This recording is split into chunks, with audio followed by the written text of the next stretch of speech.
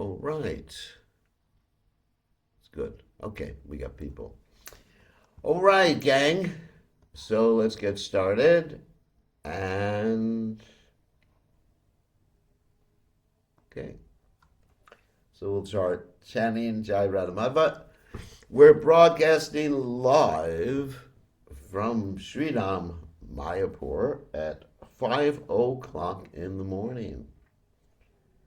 To see how surrendered I am, giving up part of my morning program to preach, which is actually part of the morning program anyway. So, so let's chant Jai Radha Madhava. Jai Radha Madhava Kunya Vikari Jai Radha Madhava Kunya Vikari Gopi Jana Malaba Giri Baradhari Gopi Jana Malaba Giri Baradhari Yashodanandana Rajajana Ranjana Yashodanandana Rajajana Ranjana Jamuna Tira Vanachari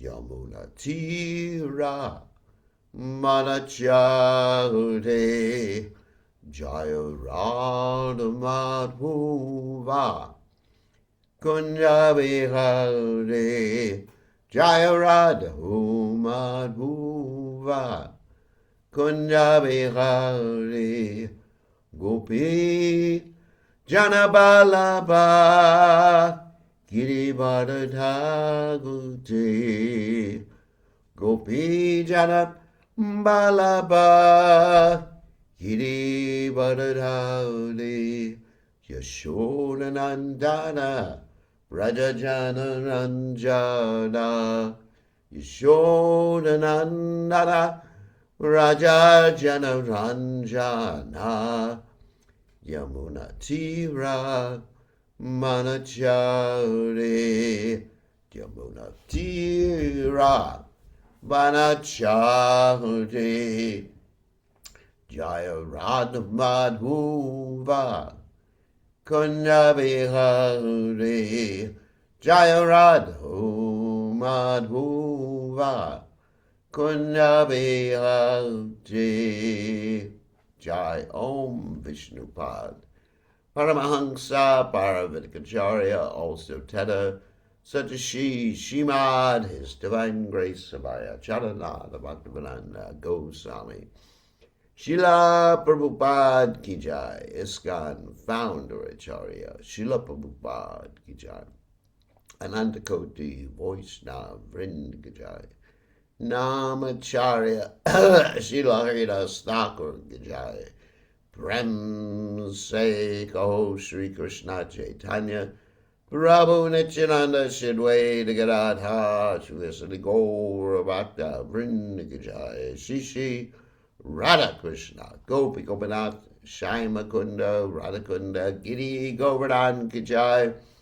Vrindavanam Ki Jai, Mathuram Ki Jai, Jagannath Swami Ki Jai, Yamuna Maya Ki Jai, Srimati Tulasi Devi Ki Jai, Samveda Bhakta Vrindi Ki Jai, Gaura Premananda Hari Hari Bol. All glories to the assembled devotees, all glories to the assembled devotees. All glories to the assembled devotees. All glories to Shri Guru and Gauranga. Srila Prabhupada Ki Jai. Nama Om Vishnupadaya Krishna Kristaya Bhutale. Shrimati Bhaktivedanta Samaniti Namani Namaste Saraswati Deve Gauravati Pacharni Nivashesha Shunyavati Paschachate Shatarni. So we will continue with our study of the Brahma Samhita, spoken by Lord Brahma upon realizing the nature of the absolute truth, Sri Krishna, and the spiritual world. So we are on text 4. We're going to share. All right. Share the screen.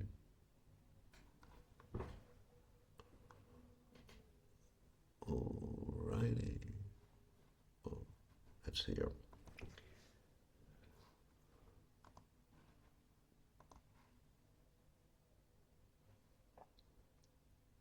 All right. And we put the chat up there too. Let me adjust some of the things on the screen here.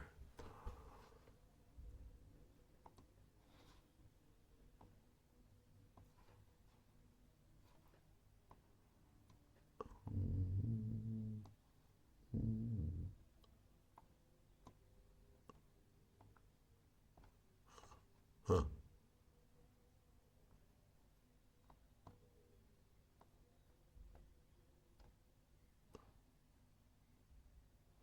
All right.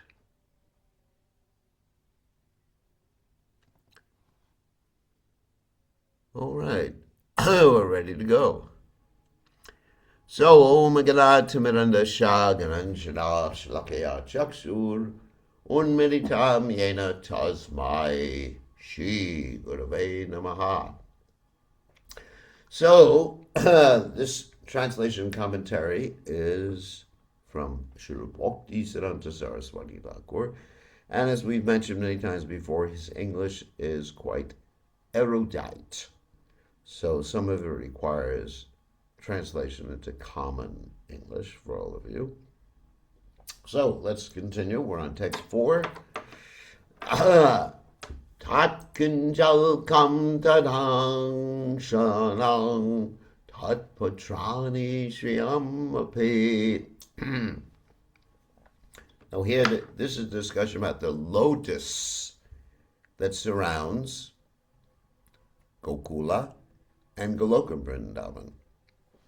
Yesterday, we talked about the non-difference between Gokul, which is the manifestation of Krishna's abode on this earth planet, and Goloka, which is Krishna's spiritual abode, Goloka Vrindavan. Okay. Word by word synonyms. Tat, of that lotus, that's the lotus we're referring to. Kinjal kam, the petals. Tat, angsha, of his, Krishna's fragmental portions. Now here we're referring to actually the gopis too. Tat, of that lotus. Patrani, the leaves. Shriyam, of the gopis, headed by Srimati Radharani, Api also. So these are very esoteric topics. So please keep your humility. The world of that eternal realm, Gokula. So Gokula is Krishna's abode in this world,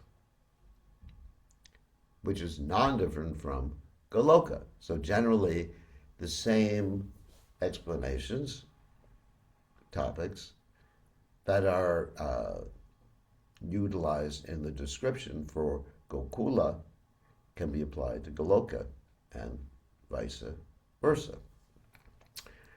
The hexagonal abode of Krishna, that's 6 sides. Its petals are the abodes of the gopis, who are part and parcel of Krishna. It's a very poetic expression. Anyway, I think it's beautiful poetry. The petals are the abodes of the gopis, who are part and parcel of Krishna, to whom they are most lovingly devoted and similar in essence. The petals shine beautifully like so many walls. Wow. They're the abodes, that means where the gopis live. The extended leaves of that lotus are the garden-like Dhamma, that is the spiritual abode of Shri Radhika, the most beloved of Krishna.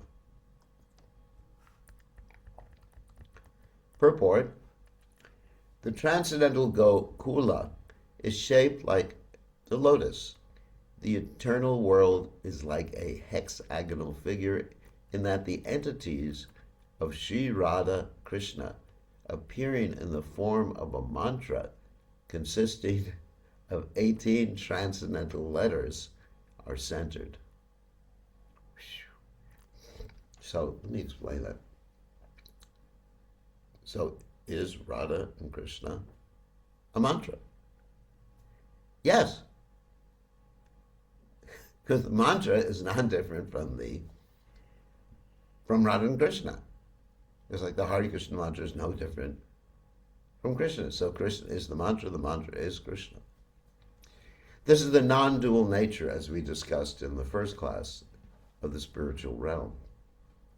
Krishna is the same, just to reiterate, Krishna is the same as his mind, the same as his body. He doesn't have a body. He and his body are non-different, because have means usually we possess something.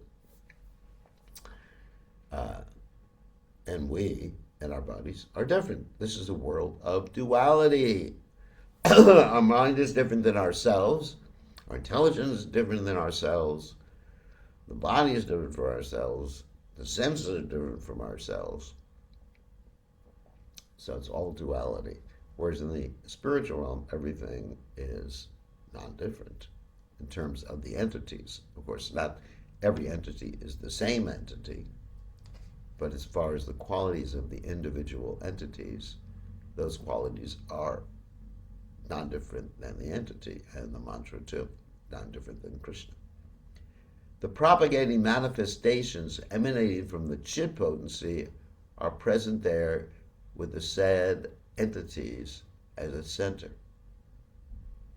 So Chid, of course, is the knowledge or the cognitive knowing potency of the Supreme Personality of Godhead. So this knowledge of the Lord and the manifestation of the knowledge is present. So in other words, Krishna's, this is hard to conceive of. I mean, I understand what it's saying, but it's hard to conceive of. That Krishna's form is pure knowledge, too. Krishna's form is himself. Krishna's form is his desire. And Satchidananda Vigraha. So he has his body, one of the qualities of him is unlimited knowledge. Sri Radha Krishna is the primary cause of the seed of himself. So Sri Radha Krishna is the origin. Gopal Tapani, that's an Upanishad, says Omkara signifies the all-powerful Gopal and his potency. So Omkara is A-U-M. Omkara. Om.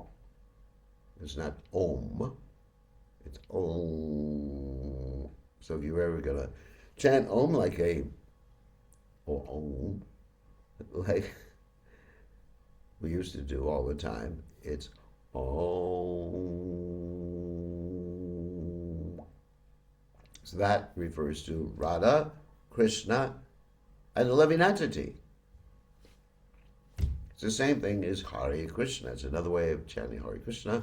Although we chant Hare Krishna, and we don't simply chant Om, we chant Om as part of the other mantras. That's another point I wanted to make, is that sometimes we see people doing fire sacrifices, and when they get to the last of the Mangalacharana prayers, which is, of course, the Hare Krishna, Krishna Krishna, Hare Hare, Hare Rama, Rama Rama, Hare Hare. They chant Om in front of it. Om, it's not appropriate, because they're concocting. It should be just the Hare Krishna mantra, and Om is another way of chanting Hare Krishna, but you don't chant. It's not, the Hare Krishna Maha Mantra is not a Vedic ritualistic mantra. Om is there in all the Vedic ritualistic mantras to get people to chant Krishna's name, even though they may be worshiping the demigods. So Omkara signifies all-powerful Gopal, that's Krishna, in case you didn't know. And his potency, that's Radharani, in case you didn't know. And Klim is the same as Omkara. Hence, the Kama Bij, that means the seed of love for Krishna, not Kama in this mature world, or the primary cause of all cause, is connotative. That means it's the name of. It's a fancy way. It designates of the entities Sri Radha Krishna. So the Kama Bija, which is Klim,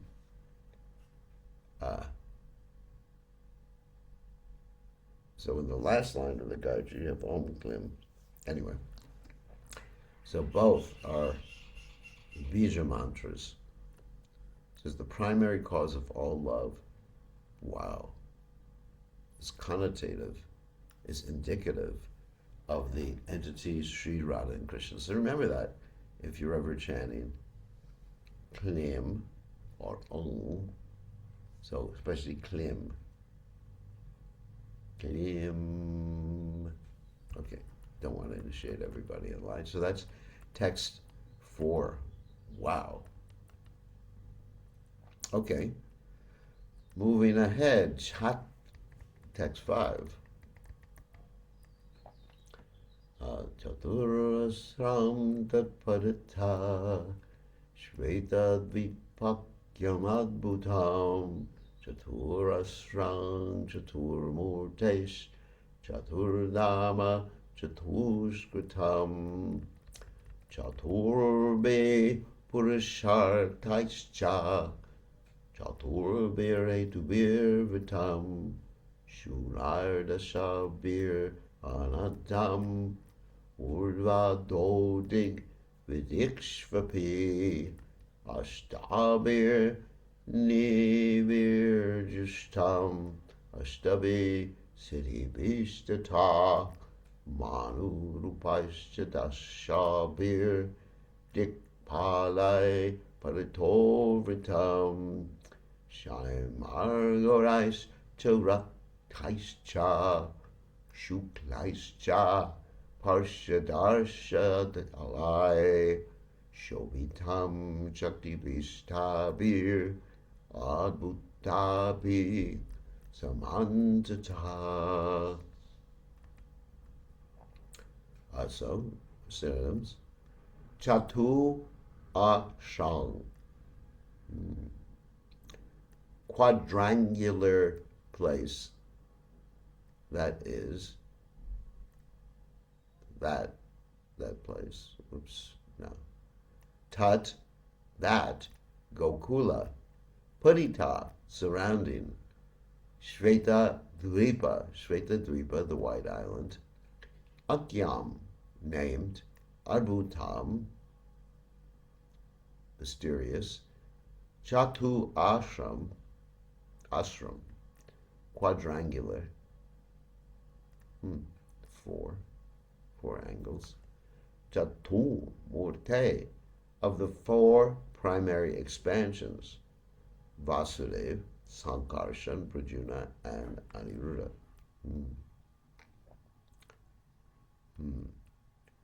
Chatu Dhamma, consisting of 4 abodes. Chatu Kritam, divided into 4 parts. Chaturbi, by the 4. Purusha Arthai, human requirements. Cha and Chaturbi, by the 4. Hetubi, causes or bases of achievement.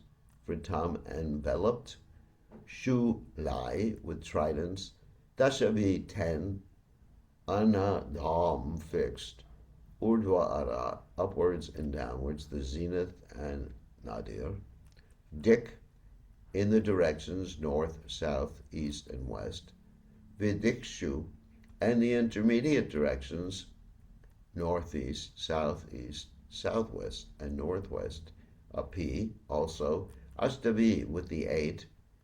Ni, D, B, jewels. Jushtam, endowed, Ashtabhi, with the eight, Siddhi, mystic perfections, Anima, Lagima, Prapti, Prakamya, Mahima, Ishita, Vashitva, and Kama, Prasaita, Tata also, Manurupai, in the form of mantras, Cha and Dashabhi by 10, Dik Palai, protectors of the directions, Parita, all around, Vritam, surrounded, Shamai, blue, Gorai, yellow, Cha and Ruktai, red, Cha and Shuklai, white, Cha also, Parshada Rishabhai, with the topmost associates, Shobitam, shining, Shakti B, with potencies, Tabi, those,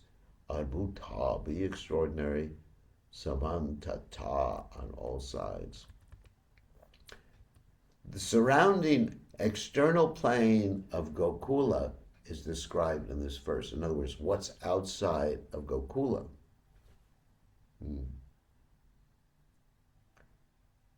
Gokula, remember, is the lotus. The eight direction lotus, and the lotus petals are the abodes of the gopis. So now we're getting outside of Gokula. There is a mysterious quadrangular place, four directions or four sides, named Shvetadvipa, surrounding the outskirts of Gokula. In other words, outside of Gokula. Shvetadvipa is divided into four parts on all sides. The abode of Vasudeva, Sankarshan, Pradyumna, and Aniruddha are separately located in each of these four parts. Now, these are the quadruple expansions of the Supreme Personality of Godhead. Whenever Krishna appears, then his expansions appear with him. In other words, when Lord Ram, just an example, appeared in this world, he was Vasudeva, and then you have Lakshman, who is Sankarshan, and then you have Bharata, Pradyumna, and Shatrughna, who is Aniruddha. Very interesting. So these four personalities, who are all the same person, they are the same person, or is, whatever, whatever descriptive words you want to use.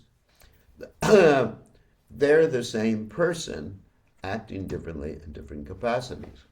In other words, Ram is the same person as Lakshman, who is the same person as Bharat, the same person as Shatrughna.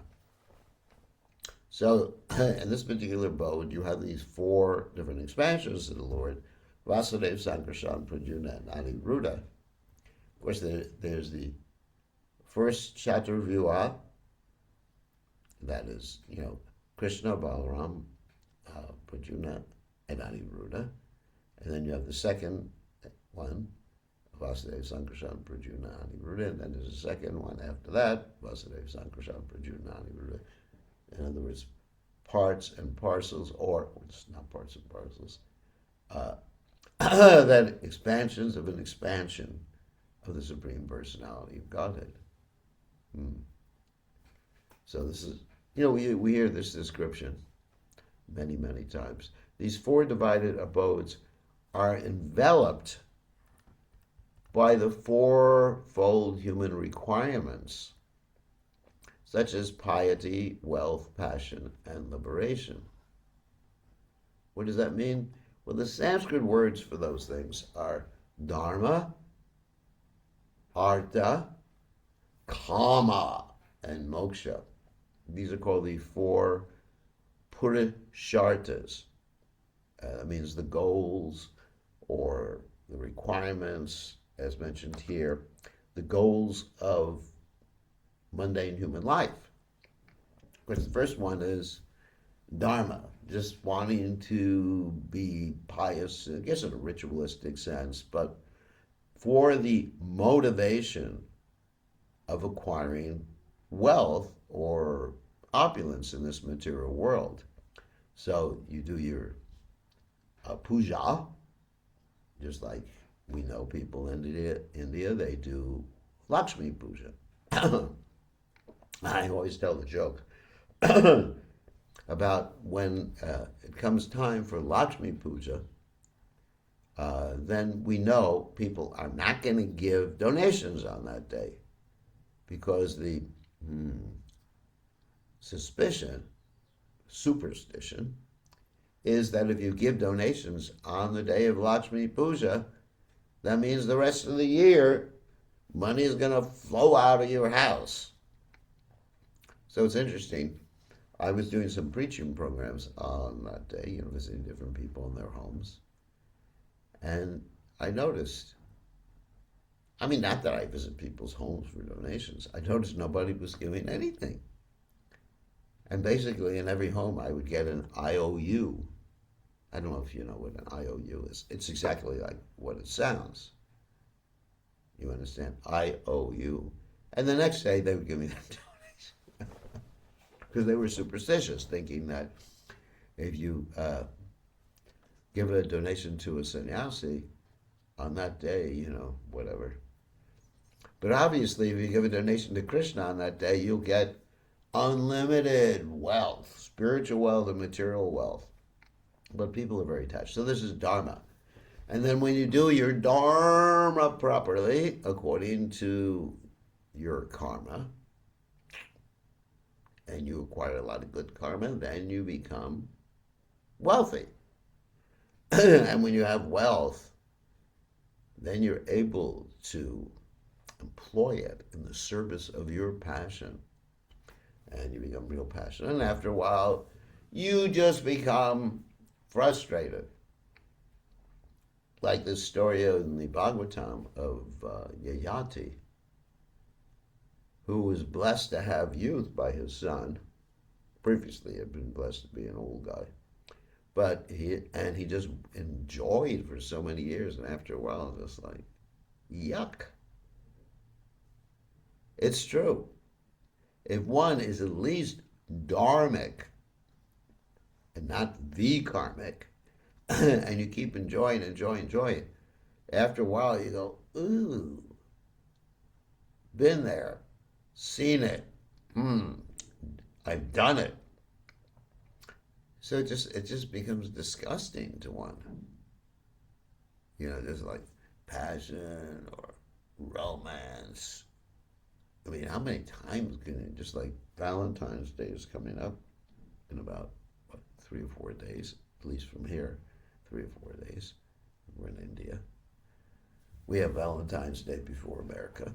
So, just gets, whatever, It's just boring as hell. Just like watching a Bollywood movie, which I don't do. It's just boring. And if one doesn't get bored, then they're still in the passionate mode. They haven't made much spiritual progress. If one is still attracted to that, of course, the way you overcome the passion is by being attracted to Radha and Krishna's spiritually passionate activities. Anyway, and then so when you get really bored and disgusted with all the passion, then you want moksha, liberation. And of course that's mundane too, because you're also just thinking selfishly about yourself. So, these are the fourfold human requirements, and these abodes are enveloped. And also by the 4 Vedas. These are what's considered to be the original Vedas, Rig, Sama, Yajur, and Atharva, which deal with the mantra, which are the basis of achievement of the fourfold mundane requirements. So what that means is that according to Krishna in Bhagavad Gita, Traigunya Vishaya Veda Nis Traigunya Pavardhana, that the Vedas are mainly dealing with the modes of nature to help you achieve some material stuff, like Dharma, Artha, Kama, and Moksha. Like you can read the Atharva Veda and find out how to get all these different mantras that will enable you to defeat your enemies, to manifest gold. Prabhupada said there's actually a way to manufacture gold from base metal. And Prabhupada sort of hinted at it. He said, you have to be able to drink mercury, and then the next day, a lot of mercury, and then urinate. So, there's mantras and everything connected with it, but don't try it because you'll die. So anyway, so there's all sorts of things, yaja, Veda, sacrifices, swaha, swaha, swaha. But basically, we are interested in Klim and Hare Krishna and Om, because these are transcendental mantras. 10 tridents are fixed in the 10 direction, including the zenith and nadir. So in other words, you have 8 directions, as described in this verse. You have north, south, east, west, and then the northeast, southwest. I think you understand what I mean. So you have the in-betweens, the 4 and the 4 in-betweens, and then you have up and down, which is zenith and nadir. Those are the 10 directions. They're fixed, these 10 directions. The 8 directions are decorated. So these are the 8 that we normally have: north, south, east, west, and in between those. By the 8 jewels of Mahapadma, Padma, Shankha, Makara, Kachapa, Mukunda, Kunda, and Nila. There are 10 protectors, Dikpalas of the 10 directions, in the form of mantra. So the mantras protect these 10 directions.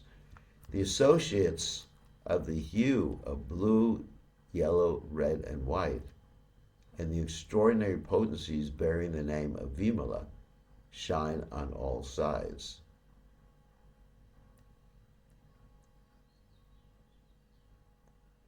So these are the colors that surround this surrounding quadrant, four-sided manifestation around the 8-petaled Gokula. Okay. All right, now we get into the purport. This is going to be pretty ecstatic. The whole thing's ecstatic. What can I say? Primarily, Gokula is the seat of transcendental love and devotion. Wow. Hence, Yamuna, Shri Govardhana, Shri Radhakund, etc., of the terrestrial Brajamandal lie within Gokula. So, of course, Gokula, again, is Krishna's abode manifest in this world. Wow. Just hearing the name of Govardhan, Yamuna, Radhakund is enough to make me ecstatic. Again, all the majesties, the opulence of Vaikuntha are manifested there, extending in all directions. The pastimes of the 4 propagating manifestations are all there in their proper places. Pastimes of Vasudeva, Sankarshan, Prajuna, and Aniruddha. The Paravyoma, that means the spiritual realm, Vaikuntha, has got its extension from the display of the 4 propagating manifestations. They're not, in other words, coming from Vasudeva, Sankarshan, Prajuna, and Aniruddha. Salvation as of Vaikuntha and piety, wealth and passion. That's Dharma, Artha, Kama, and Moksha. The four goals of the human being. To worldly people are in their proper places in Gokula as their original seed. So, that is their primary cause. In other words, the reflection of love of God is also there in Gokula, which the reflection is Dharma, Artha, Kama, Moksha. And Krishna fulfills one's desire or desires. Akama, Moksha Kama, Sarva Kama, Moksha Kama, Akama, Divrena Bhakti Yogeni Yajeta Purusham Param. So in other words, whether one is full of material desires, free of material desires, or desires of liberation, one should worship Krishna, because one will have his desires fulfilled. But ultimately, when your desires are fulfilled, guess what? You don't have those material desires anymore, like Dhruva Maharaj, who when he saw Krishna, or Vishnu, he said, I was looking for some pieces of broken glass, but I found a beautiful gem. The Vedas are also engaged in singing the song of the Lord of Gokula. That is so beautiful. Vedaisha Savar Ameva Vedo, 15:15 Gita. There are 10 tridents in 10 directions to prevent and disappoint those who are aspirants for having an entrance into Goloka through meditations without the grace of Krishna. In other words, you can't go back to Godhead unless you got Krishna's mercy. Because these 10 tridents, they have, tridents means 3 points on each one. It's just going to pierce you, no matter how much you try. Unless you approach Krishna through Krishna's devotee, unless you approach Krishna through Lord Nityananda and Chaitanya Mahaprabhu, these 10 tridents are there. You ain't going anywhere except for another birth in this material world. Self-conceited, that means proud in themselves. People who try to reach this region through the paths of yoga, meditation, and jnana, empiric knowledge, just studying or mental speculation, are baffled in their attempts, being pierced by the 10 tridents. That's what I just said. In other words, these 10 tridents just will torture you if you think you can go back to Godhead without pure love, without serving Krishna, without serving Krishna's devotees. It's hopeless. Don't even try. You have to become a servant of a servant of a servant of a servant of the Lord. Powerful words by Srila Bhaktisiddhanta Saraswati Thakur. Self-annihilation has its excellence in Brahma Dham, which represents the outside covering of Goloka in the shape of tridents. Another, self-annihilation means those who want to merge and lose their identity, and that's the effulgence of the Lord, which is the outside covering of Goloka. Now remember, Goloka is used here instead of the word Gokula, which was previous, in the shape of tridents. So if you want to merge in the absolute truth, become one, or whatever stupidity you're thinking of or desiring, then you're also going to be pierced by those tridents. You have to give up all desire for liberation. You have to, your only desire, manma janmani shvare, bhavatad bhaktir hoituki tvaye. You simply have to want to please Krishna and Guru. Shula means a trident. The mundane threefold attributes and the threefold divisions of time, that is, past, present, future, represent the trident. Wow! That's such an expression, but just like we were talking to, right now in the GVC, one of the off the table topics, that we talk about with each other, how old we're getting. When you get older, you actually start talking about diseases, and the first thing that you ask people is, "How's your health?" I mean, even today, as soon as I left Mangalarti in the Samadhi, one of my disciples walked down the stairs and says, "How's your health, Gurudev?" So the divisions of time, as Krishna said when Arjuna asked him, when Arjuna saw the universal form, he says, "Who are you?" And Krishna says, "Kalo Asmi, I am time. I've come to destroy everybody." So, in other words, I and you, at least those of us who are getting old, which is everybody, are experiencing that trident pushed into us. It's amazing. It's amazing, the trident. And this is what's being described here. The trident of Krishna's time factor is being pushed into us, and we're suffering because we're attached to the body. Astanga yogis, that is, ascetics who practice the Eightfold Yoga, are the non-differentiative liberationists who, trying to approach in the direction of Goloka, fall headlong into the pits of disappointment by being pierced and cut asunder by these tridents placed in the 10 directions. What a beautiful expression.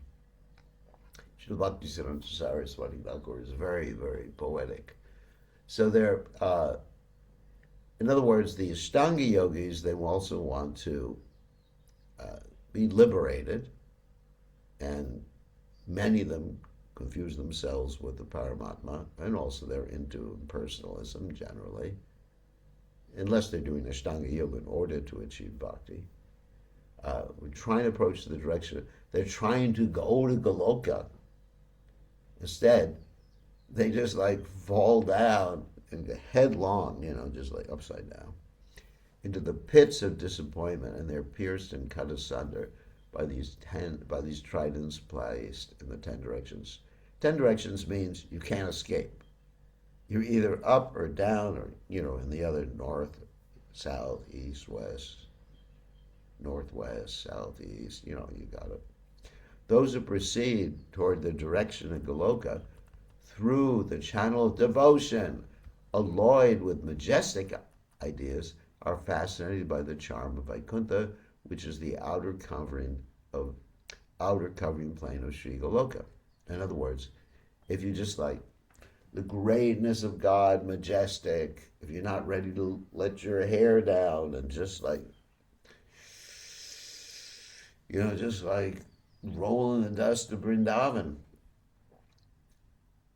just decorate your body with the dust.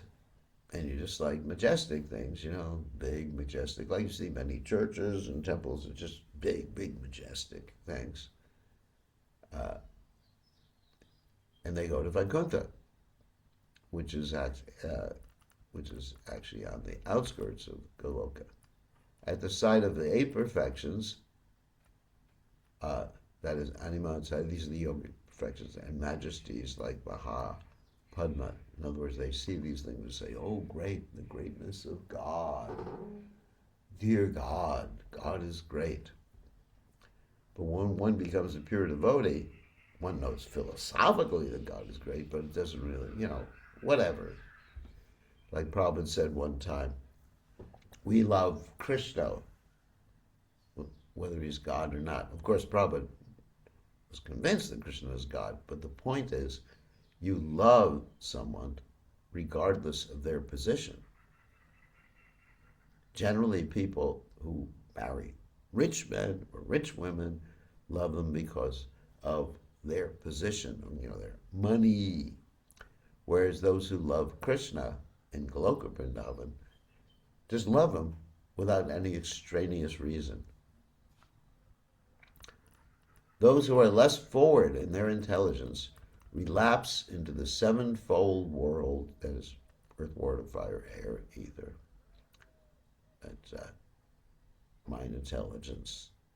And the false ego is the eighth one, of course, falling under the control of the 10 protectors of the 10 directions in the guise of mantras.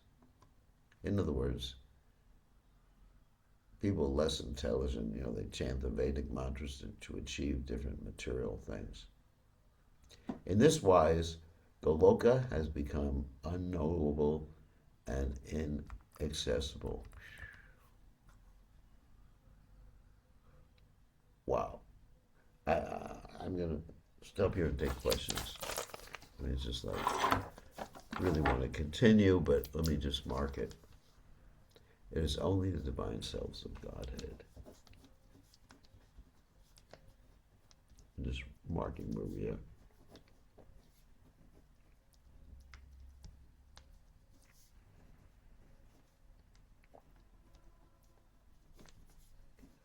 So we know tomorrow. This is amazing. I'm so happy we're doing this.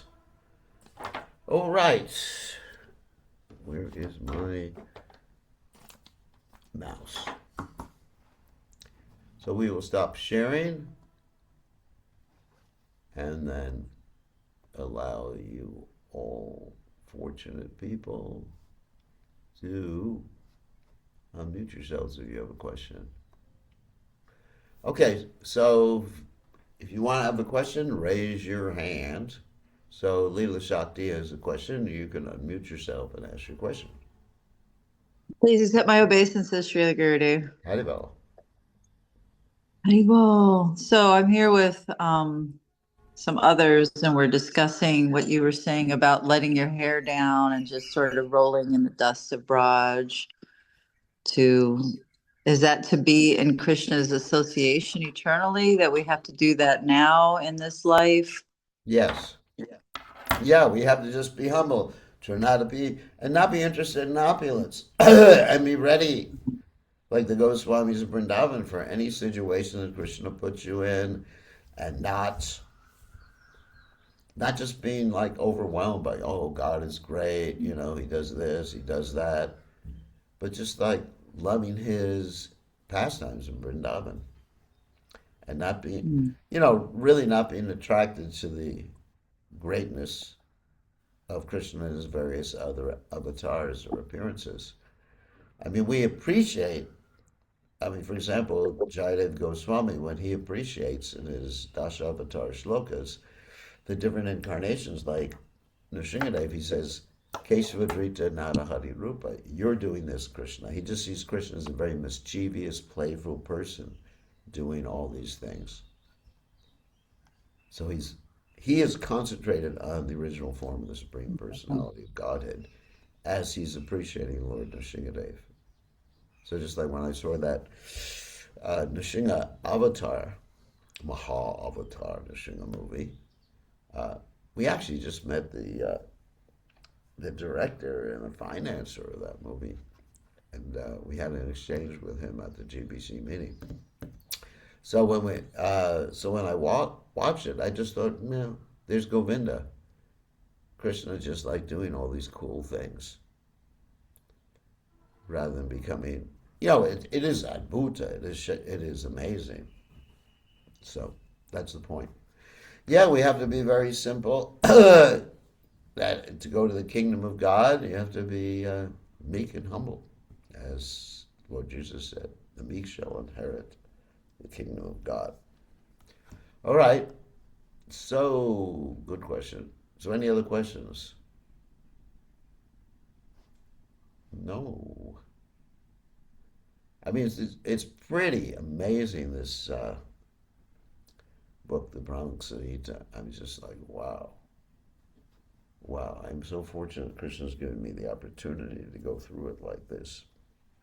I thank Krishna. Must be the mercy of Lord Nityananda here at Srinath Mayapur. So tomorrow we will also be giving class. The next day is a traveling day, and I'm going to try to do it wherever I am, maybe not in the bus. So our traveling is as follows. Tomorrow is the last day I'm here. Next day I'm heading to Varanasi, which is the abode of Lord Shiva. Mayavadis, to associate with some Mayavadis. And then the next day, we're on the road to Ayodhya to see Ram Lala. And then the next day, we're on the road to Govardhan after that. So, okay. Can I ask a question, Yes, real quick. please? Set my base and cease. So, I just heard class Prabhupada, that story when the devotees said, we have to be 100% pure to go back to Godhead. And Prabhupada said, well, 90.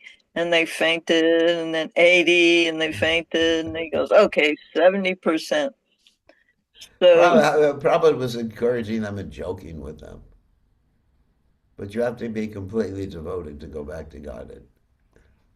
I mean, you really have to understand the philosophy. It's not that you can be like 50% pure. You have to. In other words, you just have to desire to have full faith, and also you can achieve that purity at the time of leaving the body too. yeah, And when the Yamadutas come to you, say, Krishna, I surrender. Fine. I got you. It's just like, uncle. You can say, uncle. Okay, that's it. I give up everything. Here's All the right. Jesus. All right. You have to just be ready to love Krishna and be ready, just to love him, whatever he does, even if he doesn't do things that you want him to do. Even if he's just a simple coward boy. I mean, many people are attracted by opulence. You know, just like you see ladies sometimes they have a lot of jewelry on, nose rings, toe rings, uh, tongue rings. So they may be attracted to that opulence, but we have to be renounced in this world, like the Goswamis in Vrindavan. Okay, on that happy note, I don't want to scare Thank anybody. you. We will end. Thank you all for joining us. I'll be posting this class a little later today. All glories to His divine grace. Srila Prabhupada, Srila Prabhupada ki jai.